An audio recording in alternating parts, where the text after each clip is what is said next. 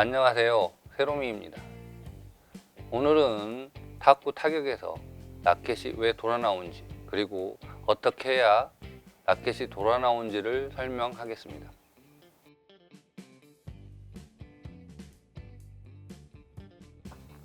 야구의 투구, 야구 타격, 배구 스파이크에서 선수들이 가장 늦게 깨닫는 사항이 몸과 팔에서 힘을 빼는 것이라고 합니다.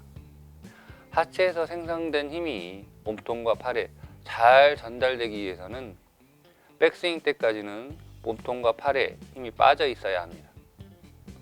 몸통과 팔에서 힘을 빼는 이유는 너무도 간단합니다. 하체에서 만들어진 지면 발력의 힘이 몸통과 팔에 잘 전달되기 위해서입니다. 몸통과 팔에 힘이 들어가 있으면 하체에서 만들어진 힘이 잘 전달될 수가 없습니다. 야구 선수들이 타격을 할 때, 투구를 할 때, 그리고 배구 선수들이 스파이크를 할 때 라켓이 돌아 나오고 손이 돌아 나오다가 순간적으로 가속을 합니다.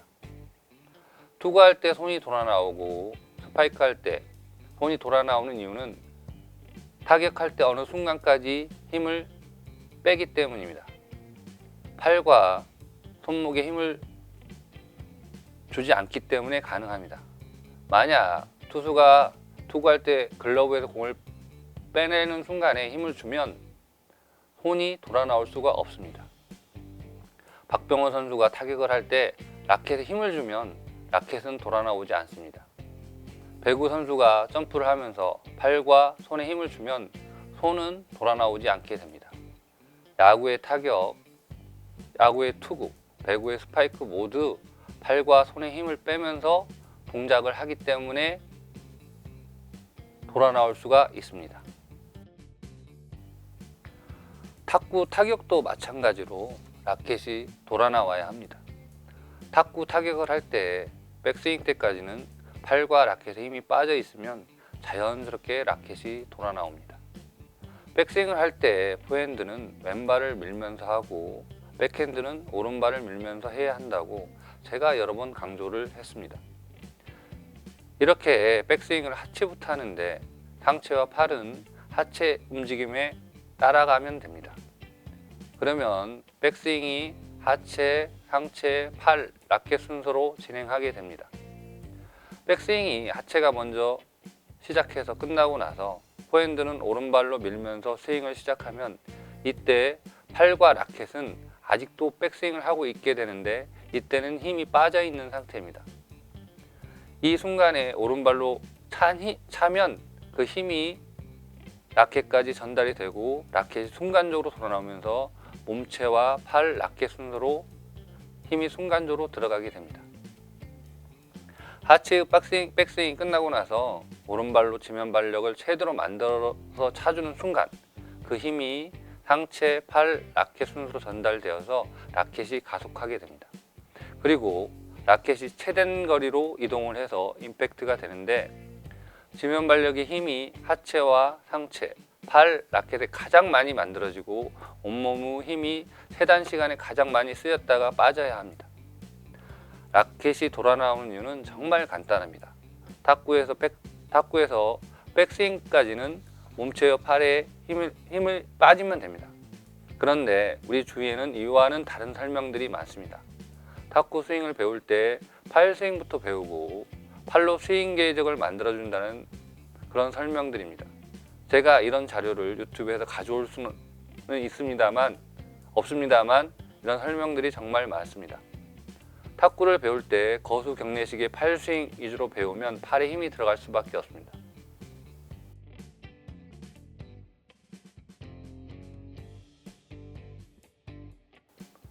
탁구를 배울 때 또 잘못 생각하는 점이 백스윙을 할 때 라켓을 닫아주거나 열라는 설명입니다. 백스윙을 할 때 일부러 라켓을 닫아주거나 열어주게 되면 손목에 힘이 들어갈 수밖에 없는데 이런 설명이 너무도 많습니다. 선수들이 백스윙을 할 때 슬로우 모션으로 잘 살펴보면 위에서 보는 화면처럼 라켓이 맨 마지막에 떨어집니다. 라켓이 하체가 공을 따라서 내려앉는데 라켓이 맨 마지막에 떨어집니다. 선수들이 백스윙을 할 때 팔과 손에 그 무엇을 하지는 않습니다. 하체와 몸체 회전에 팔과 라켓을 맡겨 놓게 되면 하체가 내려가면서 자연스럽게 라켓이 떨어집니다. 이때 라켓을 열거나 닫게 되면 팔과 손목에 힘이 들어가서 오른발로 찬 힘이 전달되지 않게 됩니다. 그러면 라켓이 앞에서 설명한 것처럼 돌아 나올 수가 없습니다. 탁구를 배울 때 팔 스윙 위주로 배우는 것도 문제지만 백스윙 때 라켓을 열거나 닫게 되면 인위적인 힘이 들어가서 포워드 스윙 때 오른발로 찬 힘이 전달될 수가 없어서 결과적으로 팔만의 스윙이 될 수밖에 없습니다. 선수들마다 백스윙을 할 때 라켓이 닫히거나 열리는 정도는 다 다릅니다. 선수들의 신체적인 특징에서 나오는데 어떤 선수들은 백스윙을 할 때 손목이 손등 쪽으로 꺾이지 않습니다. 그 이유는 그 선수의 특징입니다. 다만 그 선수들도 손목이 손등 쪽으로 꺾이면 더 좋을 때가 있는데 이를 위해서 손목 스트레칭을 통해서 손목의 관절 가동 범위를 넓혀놓지 스윙을 할 때 인위적으로 손목을 꺾지는 않습니다. 평소에 스트레칭을 통해서 손목의 가동 범위를 넓혀놓고 백스윙을 할 때는 그 무엇을 하지 않아야 합니다. 중국인 코치가 소녀의 손목에 대해 설명하는데 그 핵심은 릴렉스입니다. 즉 손목에 힘을 빼라고 강조합니다.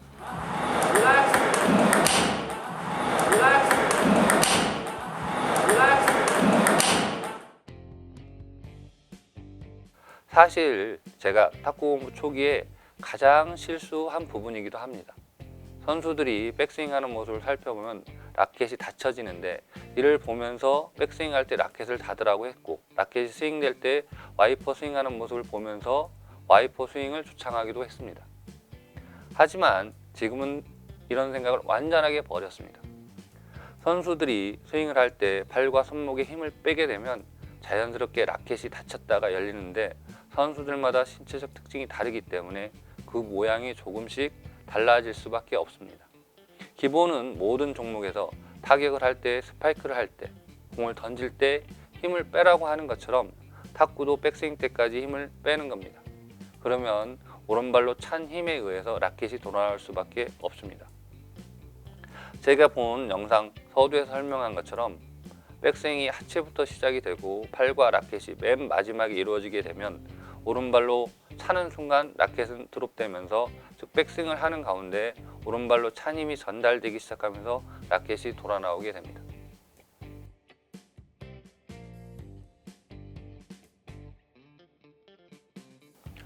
선수들은 타격을 할 때 팔꿈치가 몸을 벗어나지 않습니다.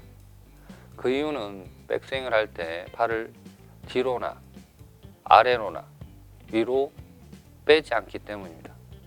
선수들은 앞에서 설명한 것처럼 백스윙을 할 때 팔에 힘을 주지 않고 하체와 몸체 회전에 완전히 맡깁니다. 이런 이유로 백스윙 때 팔꿈치가 몸에서 벗어나지 않습니다. 이를 위해서는 라켓을 잡을 때 아주 가볍게 잡아주고 백스윙을 할 때 하체 리드와 몸체 회전에 맡기면 됩니다. 이 순간에 팔을 뒤로 빼게 되면 팔꿈치가 몸에 벗어나게 돼서 팔만의 스윙을 할 수밖에 없습니다. 탁구 타격을 할 때 라켓은 돌아 나와야 합니다. 이를 위해서는 팔과 손이 무엇을 하려고 해서는 안 됩니다. 힘을 빼고 하체 리드에 의한 몸체 회전에 맡겨두면 됩니다. 백스윙을 할 때 팔에 힘을 주어서 팔을 뒤로 빼거나 팔을 위로 빼거나 아래로 내릴 필요가 없습니다. 그리고 백스윙을 할 때 라켓을 닫아주거나 열려고 해서는 안 됩니다. 힘을 빼고 하체 리드에 의한 몸체 회전에 맡겨두면 됩니다. 백스윙을 할 때 하체가 리드하고 몸체 회전에 맡겨두면 포워드 스윙 때 오른발로 찬 힘이 전달되어서 라켓이 자연스럽게 돌아 나오게 됩니다. 백스윙 선수를 지키는 것도 아주 간단합니다. 팔과 손목이 무엇을 하려고 하지 않으면 됩니다. 그러면 팔꿈치가 몸을 벗어나지 않고 오른발로 찰 때 백스윙이 가장 늦게 되어서 라켓에 힘이 빠져 있다가 오른발로 찬 힘이 전달되어서 백스윙 하던 라켓이 돌아 나오게 됩니다. 모든 운동선수들이 힘을 빼는 것이 가장 어렵다고 합니다. 힘 빼기의 출발은 앞에서 설명한 것처럼 백스윙 할 때 팔이 그 무엇을 하지 않으면 됩니다. 백스윙 할 때 팔을 뒤로 빼는 것이 아니라 하체 리드에 의한 몸체 회전에 맡겨두면 팔꿈치가 몸을 벗어나지 않습니다.